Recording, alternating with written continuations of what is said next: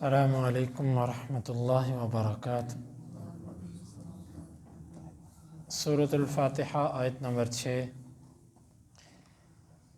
اعوذ باللہ السمیع العلیم من الشیطان الرجیم من ہمزہ ونفخہ ونفثہ۔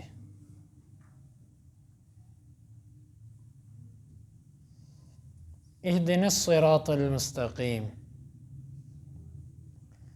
تو ہمیں دکھا الصراط رستہ، المستقیم سیدھا۔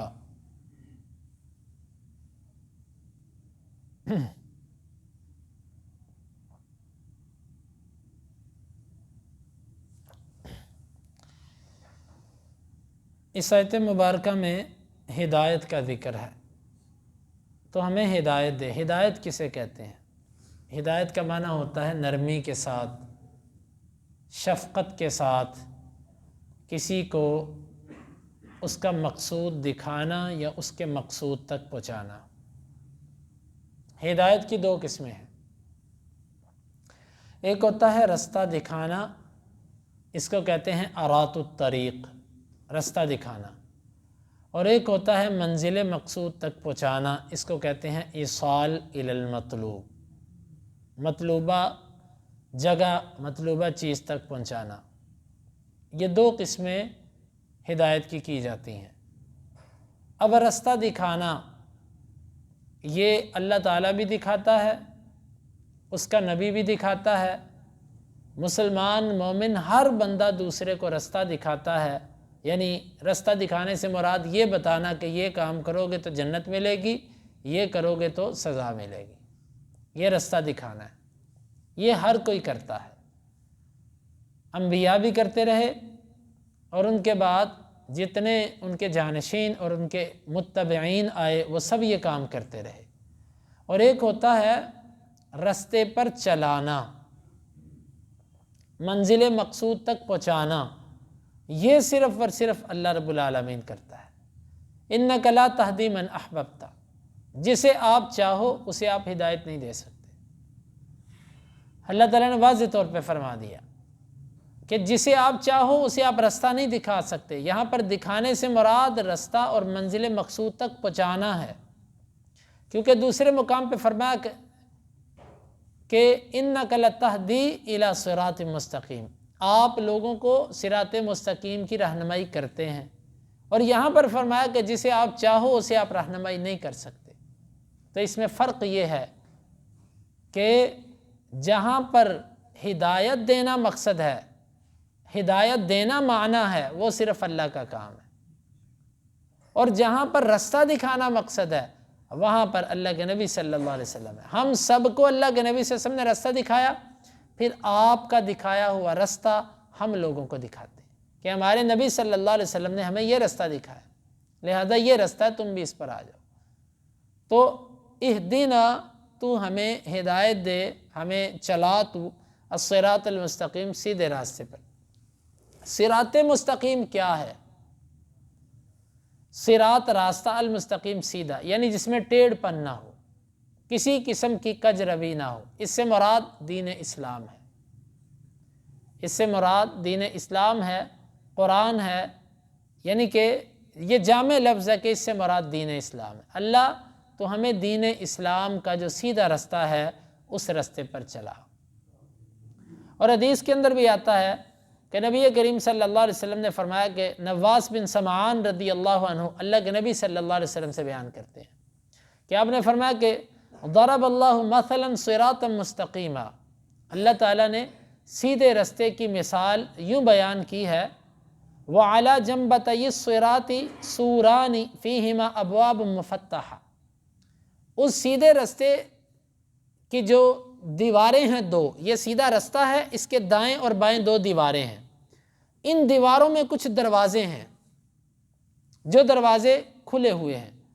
وَعَلَى الْأَبْوَابِ سُطُورٌ مُرْخَاتٌ، لیکن ان کھلے ہوئے دروازوں کے آگے لٹکے ہوئے پردے ہیں۔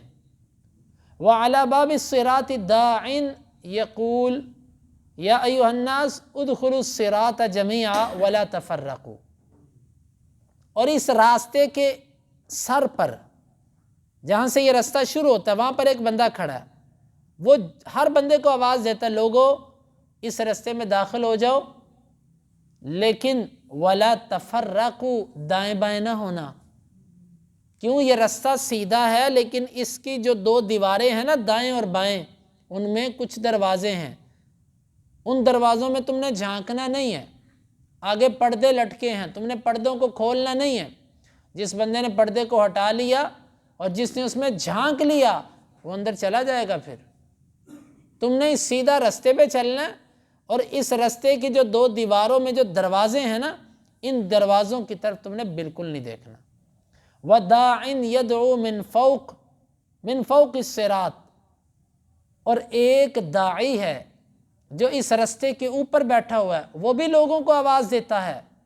فَإِذَا أَرَادَ الْإِنسَانُ أَن يَفْتَحَ شَيْئًا مِّن تِلْكَ الْأَبْوَابِ، جب بندہ ان دروازوں میں سے کسی ایک دروازے کو کھولنا چاہتا ہے نا، جو دیواروں کے اندر دروازے بنے ہوئے ہیں، کھولنا چاہتا ہے نا، اندر جانا چاہتا ہے، قَالَ وَيْحَكَ لَا تَفْتَحْهُ فَإِنَّكَ إِن تَفْتَحْهُ تَلِجْهُ، وہ فرشتہ اس کو آواز دیتا ہے، اور تیرے لیے افسوس ہو، یہ دروازہ نہ کھول، اگر تو نے یہ دروازہ کھول دیا نا تو ایسے فتنے ہیں کہ تو اندر داخل ہوئے بغیر نہیں رہ سکے گا، تو اس میں چلا ہی جائے گا، تیرے لیے افسوس ہو، یہ دروازہ نہ کھول۔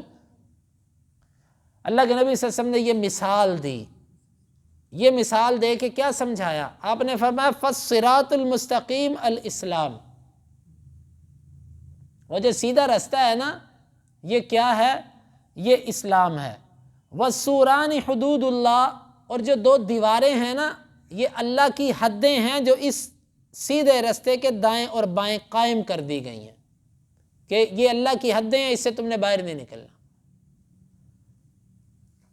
والابواب المفتحۃ محارم اللہ، اور جو ان حدود کے اندر کھلے دروازے ہیں نا یہ اللہ کی حرام کردہ چیزیں ہیں، ان دروازوں کے اندر اللہ کی حرام کردہ چیزیں پڑی ہوئی ہیں۔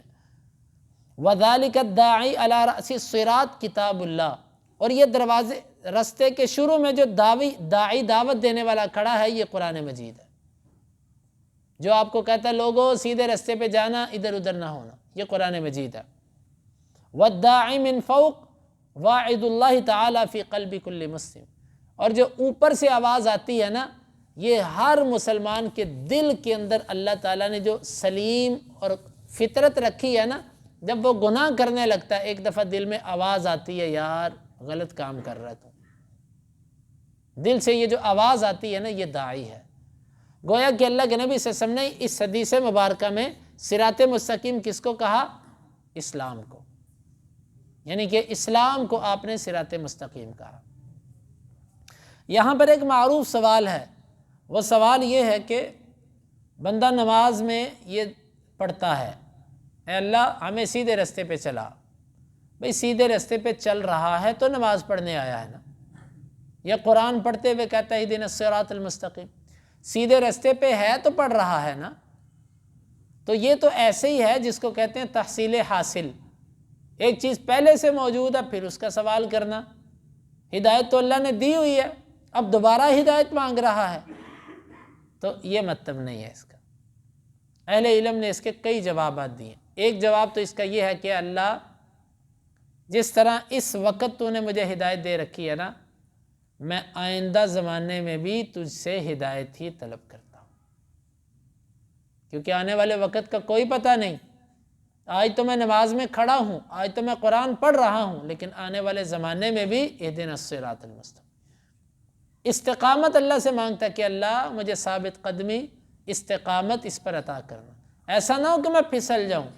کتنے ایسے لوگوں کے واقعات، اور حدیث کے اندر بھی آتا ہے کہ بعض لوگ اعمال کرتے ہیں جنتیوں والے، یہ نہیں کہا وہ جنتی ہوتے ہیں، یہ کہا جنتیوں والے عمل کرتے ہیں، اس میں فرق ہے، جنتیوں والے عمل کرتے ہیں، بعض دفعہ بندے کے اعمال تو جنتیوں والے ہوتے ہیں لیکن وہ عمل قبول نہیں ہو رہے ہوتے، آپ نے فرمایا وہ عمل جنتیوں والے کرتا ہے، اس کے اور جنت میں ایک بالشت رہ جاتا ہے فاصلہ، ایک بالشت کا فاصلہ رہ گیا، پھر وہ ایسے عمل کرتا ہے کہ وہ جنت کی بجائے جہنم میں جا گرتا ہے۔ اللہ میں تیرے سے صراط مستقیم پر استقامت مانگتا ہوں۔ اور اسی طرح ایک معنی اس کا اہل علم نے یہ لکھا ہے، اور یہ بڑا زبردست معنی ہے، کہ اللہ مجھے سیدھا رستہ دکھا ہر مسئلے میں، ہر مسئلے میں میں قدم با قدم اپنے فیصلوں میں صراط مستقیم کا محتاج ہوں۔ وہ فیصلے میرے گھر کے بارے میں ہوں، وہ میرے تجارتی معاملات پر ہوں، وہ میرے عقیدے کے بارے میں ہوں، میرے اپنے مستقبل کے بارے میں ہوں، میرے بچوں کے بارے میں ہوں، میرے اہل والدین بہن بھائی خاندان رشتہ دار خوشی غمی کسی کے بارے میں۔ انسان کتنے فیصلے دن میں کرتا ہے کہ نہیں کرتا؟ یار آج یہ نہیں یہ کرنا ہے۔ ہر بندہ فیصلے کرتا ہے، وہ بڑا ہے کہ چھوٹا ہے۔